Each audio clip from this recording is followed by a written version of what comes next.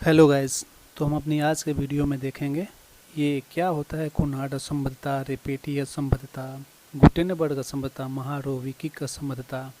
तो ये अक्सर एग्जाम में क्वेश्चन आता है और अगर अच्छा से डिटेल से पढ़ा होगा भूगोल को तो आप बता देंगे। तो देखिए, पृथ्वी की आंतरिक परत जो होती है उसको 3 भागों में बांटा गया है, सबको पता होगा कौन कौन सा।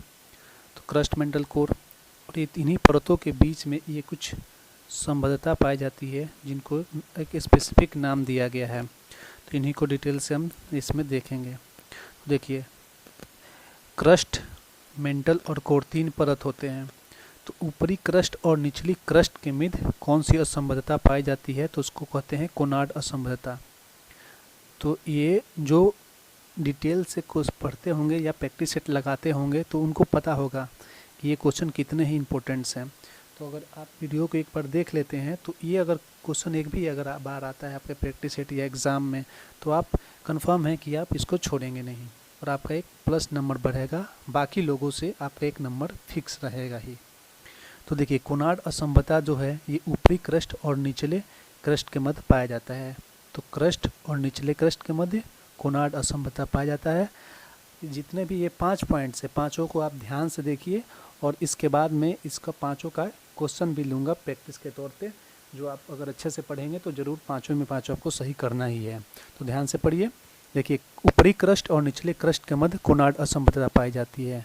उसके बाद नीचे आएंगे तो ऊपरी क्रस्ट जो हो गया और निचले क्रस्ट के मध्य कोनाड असंबद्धता हो गया। उसके बाद निचली क्रस्ट और मेंटल। अब ऊपर से ये क्रस्ट का पार्ट हो गया, मेंटल का हो गया, उसके बाद कोर का हो गया। तो ये क्रस्ट वाला तो हो गया। अब इसके बाद यहाँ पे आइएगा अगर तो निचली क्रस्ट और मेंटल, तो ये क्रस्ट मान ले, ये मेंटल मान ले और ये कोर मान ले। तो उसी प्रकार देखेंगे आप कि ऊपरी निचली क्रस्ट और मेंटल के बीच में मंडल मोहरोविक असमता पाई जाती है। कौन सा? मोहरोविकिक असमता पाई जाती है। क्लियर? तो ये दो याद कर लीजिए, ऊपरी क्रस्ट और निचली क्रस्ट के मित्र कोनाड असमता और क्रस्ट और मेंटल के बीच मंडल मोहरोविकिक। क्लियर? उसके बाद ऊपरी मेंटल, अब क्रस्ट का काम खत्म हो गया, अब नीचे मेंटल आ गया। तो यहाँ पे ऊपरी मेंटल और निचले मेंटल के बीच कौन कौन सा पाया जाता है? तो देखिए, मेंटल आ गया, ऊपरी मेंटल और निचली मेंटल, तो डिपेटी असंबद्धता पाया जाता है। ठीक है, कौन सा? डिपेटी असंबद्धता।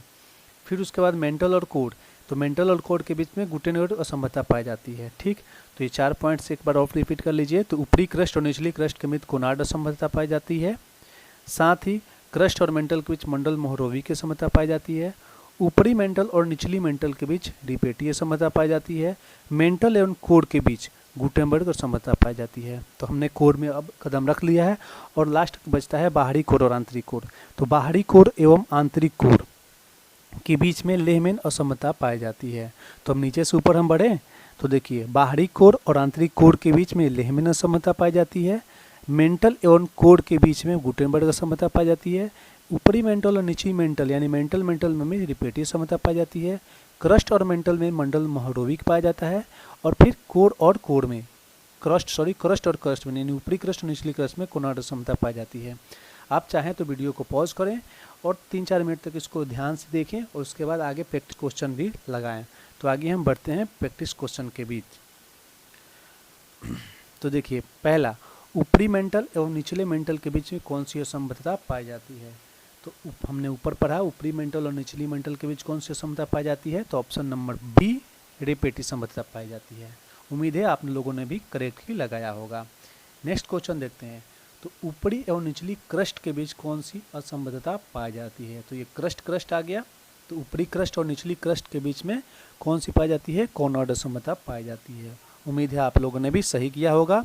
नेक्स्ट क्वेश्चन देखते हैं। तो क्रस्ट और मेंटल का संपर्क किस असंबद्धता से होता है? तो क्रस्ट और मेंटल का संबंध जो होता है इसका हो जाएगा ऑप्शन नंबर बी, मंडल मोहरोविक। ऑप्शन नंबर बी करेक्ट हो जाएगा। अगला देखते हैं। तो मेंटल एवं कोर की सीमा क्या कहलाती है? तो मेंटल एवं कोर की सीमा ऑप्शन नंबर ए करेक्ट हो जाएगा, गुटेनबर्ग कहलाती है। मेंटल एवं कोर की सीमा। ठीक, अगला हो जाएगा बाहरी कोर एवं आंतरिक कोर। सबसे लास्ट क्वेश्चन, बाहरी कोर एवं आंतरिक कोर के बीच कौन सी संबद्धता पाई जाती है? तो उम्मीद है आप लोगों ने भी सही लगाया होगा। ऑप्शन नंबर ए, लेहमैन असंबद्धता पाई जाती है। ठीक, तो ये बहुत ही इंपॉर्टेंट पॉइंट्स हैं, बायोलॉजी ज्योग्राफी के क्वेश्चन थे। अगर इनसे एग्ज़ाम में अगर क्वेश्चन बनता है तो आप उम्मीद है कि आप सही कर लेंगे। तो मिलते हैं किसी नए और अच्छे टॉपिक में। अगर वीडियो अच्छा लगा हो तो प्लीज़ लाइक करें, सब्सक्राइब करें, शेयर करें। Thank you so much.